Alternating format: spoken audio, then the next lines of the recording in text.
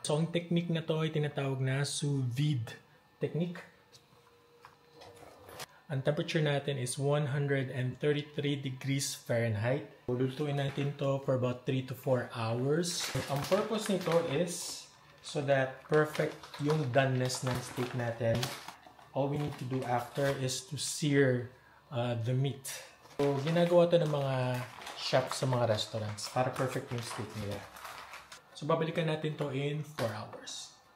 So, yung temperature and length of time ng paglubog ng steak sa water will determine the doneness of your steak. So, ang gusto natin is medium rare. So, this is the right temperature and the right amount of time. So na guys, ang ating steak na sous vide. Sisir na lang natin to sa pan and then ready na siya. Yeah, wow.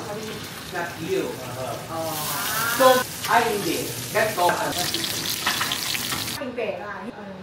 Di ba? Ano lang yun? Wish. Perfect doneness. Ito nga. Ayan, no?